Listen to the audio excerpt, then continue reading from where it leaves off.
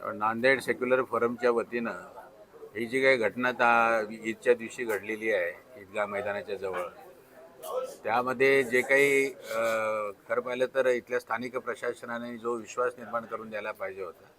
कारण घटना घडलेल्याचा जे स्थळ आहे आणि त्यावेळेचे टायमिंग जे आहे, तर त्या ईदगाह मैदानावरती ईदच्या दिवशी जवळपास 50-1 हजाराचा समूह त्या ठिकाणी होता.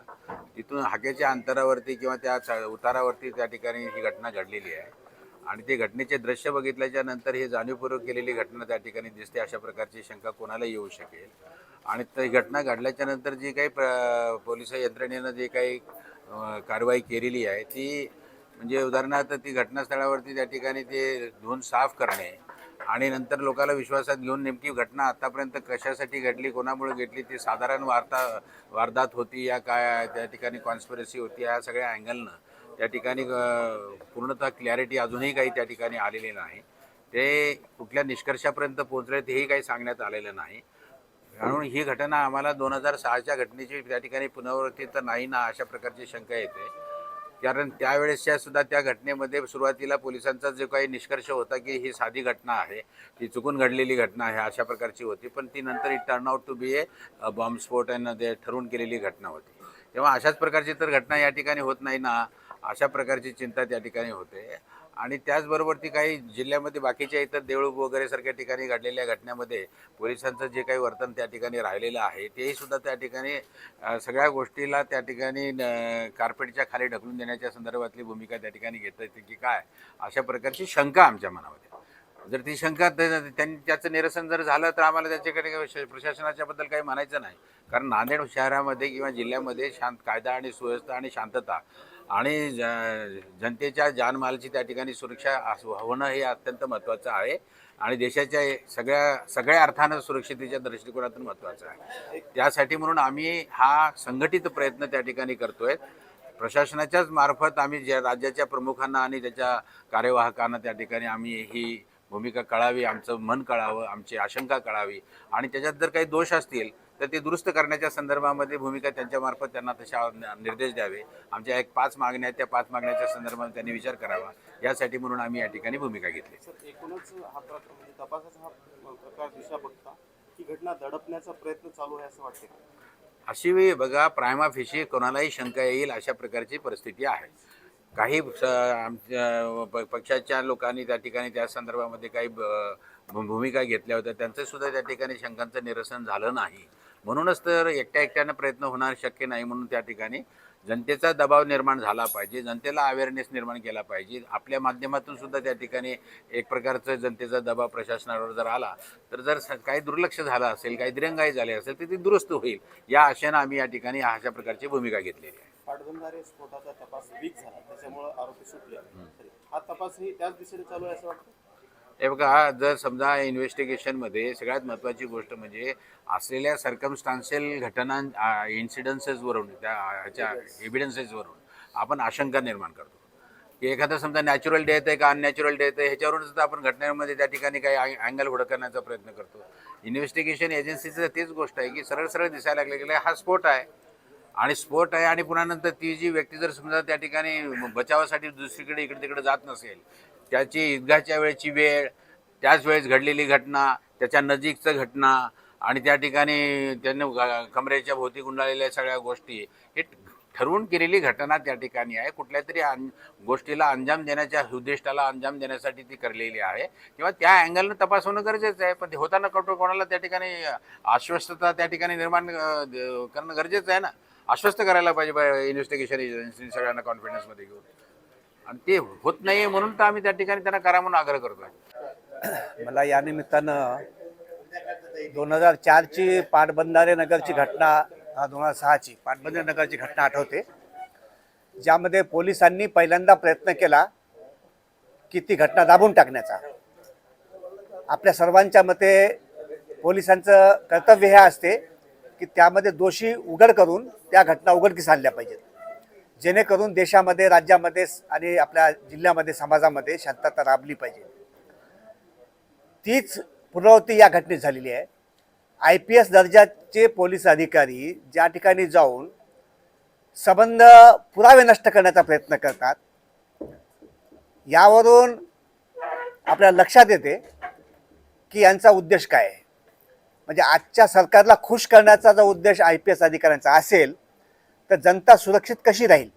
आणि त्या व्हिडिओमध्ये आपल्या सर्वांना दिसते की तो ग्रहस्थ स्वतः वाचण्याचा प्रयत्न करत नाहीये, तो ग्रस्त जिकडे आग आहे तिकडे जाण्याचा प्रयत्न करतोय. याचा अर्थच तो आहे की तो सुसाईड बॉम्बर होता. आणि पोलीस जर त्या घटनेवर हे करत नसतील तर आम्ही मागणी केलेली आहे NIA ची, CBI ची.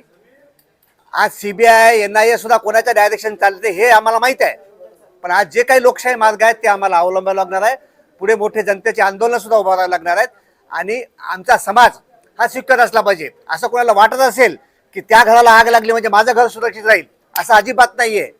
हे संबंध जनतेला सुद्धा आपल्याला सांगावं लागणार आहे. आणि या घटनेपासून बोध घेऊन पुढे अशा घटना होता कामा नयेत. आणि पोलिसांना सुद्धा याच्यामध्ये आपल्याला जागा आणावं लागणार आहे. ही आमची भूमिका आज सेक्युलर फोरमच्या वतीने या ठिकाणी घेतलेली आहे. जो घटना हुई, जो हालात नांदेड़ के खराब होने वाले थे, जो ईद का त्यौहार था और जो जिस तरह से ऊपर वाले ने बचाया, जिस तरह घटना से होने के बाद में आज जिस तरह से हमने जो अलायंस बनाया सेकुलर फोरम, आज सब मिलकर ताकत से लड़ रही कि हम जो हादसा था जो टल गया, वन आगे जो है महाराष्ट्र में हालत बिगड़ना नहीं. और ये एक छोटा हादसा नहीं है. जब व्यक्ति जो है बम बन के आता है, करके आता है, तो कुछ करके आता है, तो ये कहाँ तक है डीप. हमारी मांगनी वो है कि भाई इसमें SP साहब डीप में जाकर इसमें चौकसी करना चाहिए था. वो मकसद नहीं हुआ आज जिस तरह से ये हुआ. और जिसके नाम पे आपने बता रहे कि 7/12, तो 7/12 वाले देखेंगे ना बाद में, जनता देखने वाली है. कोई भी छोटी चीज अगर हो गई इधर उधर तो उसको लेकर तुरंत बयान आ जाता है. तो इतना बड़ा वाकया हुआ, हजारों लोगों की जान पे बन रही थी, तो ऐसे में कहीं हुआ शिवाजी नगर से कुछ तो आना चाहिए था. तो शिवाजी नगर वाले को जाके तो लगाइए ना जरा, आप पूछिए आप शिवाजी नगर वाले को कि भाई चुप क्यों है, भाई चुप क्यों है, क्या है मकसद आपका. और मकसद हम जिस तरह से हमारी जो सेकुलर लोग हैं, ताकत है, एक मिल कर काम कर रहे हैं. और इसमें उजागर होगा. हम उससे अपेक्षा नहीं रखते शिवाजी नगर वालों से कि भाई आप क्यों नहीं बोले. तो हमारा नहीं काम, वो आपका पब्लिक का आपका काम है, जाके पूछना चाहिए. हमारा मकसद यही है कि भाई ये जो है, जो घटना हुई, आपके माध्यम से आपने जाना चाहिए कि उजागर करना चाहिए कि SP साहब ने आज तक डिक्लेयर नहीं करे. प्रेस कॉन्फ्रेंस लेकर उन्हें डिक्लेयर करना चाहिए था कि इसमें कौन था, कितना था, कहाँ से इन्वेस्टिगेशन करे, कहाँ तक पहुँचे, वो आपको बताया नहीं. इसलिए हमने आपके माध्यम से ये प्रेस कॉन्फ्रेंस बुलाए. आप अब उजागर करिए तो आपका धन्यवाद सभी का, पत्रकार जो आए हैं. जी आमचे सहकारी मित्र फारुकभाई यांनी सर्व पक्षांना, सर्व पक्ष म्हणजे सर्व नांदेड जिल्हा, कोणत्याही पक्षाला न सांगता, म्हणजे पक्षाला न घेता हे सर्व सामान आम आदमी या हिशोबाने सगळ्यांना एका मंचावर आणलं.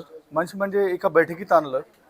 जवळपास पूर्ण नांदेड जिल्हा आल्यासारखं इथं मला असं वाटतंय. जवळपास सगळे पक्षाचे पदाधिकारी, काही पक्ष सोडले, 1-2 पक्ष सोडले तर सर्व पक्षाचे पदाधिकारी इथं दिसत आहेत. आणि हे म्हणजे पूर्ण नांदेड जिल्हा.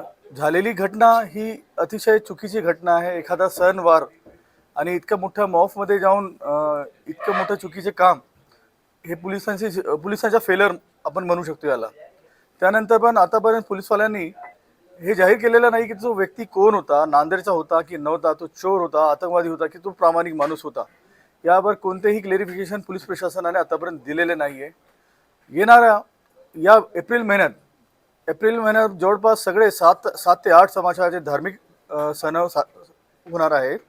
त्यासाठी तरी आमची कमिटी पुढच्या होणाऱ्या म्हणजे अपघात वगैरे हे पण असले काही प्रकार घडणार असतील तर त्यासाठी पण हे खूप कमिटी कामी येणार आहे असं आम्हाला वाटतं कुठेतरी.